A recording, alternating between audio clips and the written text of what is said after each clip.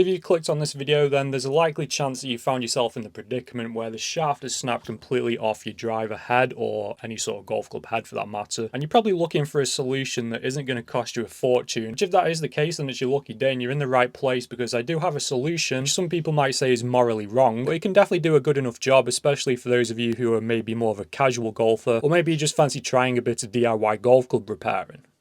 So the most difficult part about this job actually is cleaning out the hosel, especially if the shaft has snapped just above where it comes out. If you have these easy out screws, it's actually normally quite easy, but if you don't, they do cost around £20. That sometimes can work, it just kind of depends what type of glue has been used in the shaft and how well it has bonded. Or you could potentially just use a drill bit and just drill the whole thing out. Now this can usually work with the majority of different clubs, from drivers, woods, iron, wedges, even putters in some cases. Today I'm going to be using this Ben Ross driver head, which is a fixed head. It doesn't have an adapter, so the shaft goes straight into the head. If yours has an adapter on the one that you're trying to fix, and it is a bit harder to clean that out, especially if it has cut clean right at the end of the adapter, in that case I'd probably look at just getting a new adapter. You can probably get one for like £5 or £10, and other than that it is pretty much the same process. So basically you just have to heat the tip up with a heat gun for quite a while, maybe like 5 or 10 minutes. Again, really depending on the type of glue that's used, and then you can just use whatever it is you're going to use to pull the broken shaft out with. It's a lot easier and faster to use the easy out, but sometimes the shaft might break down, and the only way to get it out is by drilling it. As you can see, this is what happened with this one. It does take a bit longer to drill it, but it will all eventually come out in the end.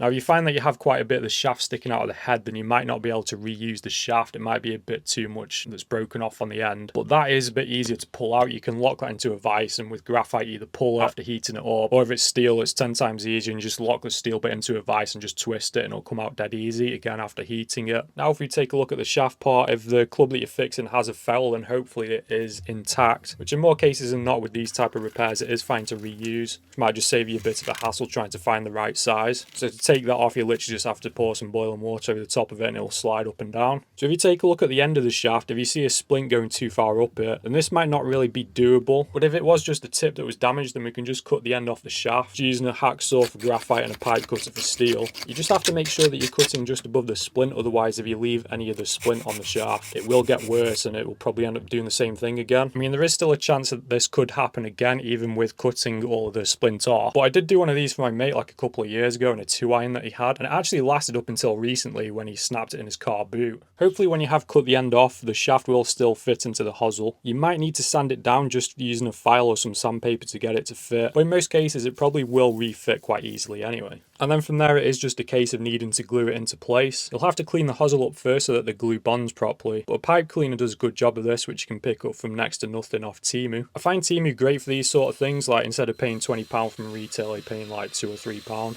And you can put that into a drill as well, which does make it 10 times easier. And then you can just wipe all the excess away inside with acetone, and just try and make sure that there is only metal inside the hosel and nothing else in there. You just need to get yourself some 2-part epoxy then, which you can get from like Tesco or Amazon here in the UK for just £5 or £6. And you can use that same epoxy for the next part in the second as well. But just make sure to mix it well before you use it. Cover the tip of the shaft in the epoxy and some in the hosel after you've mixed it, and then just slide the shaft into place. Make sure it's lined up to your preference, and then just let it set for 24 hours.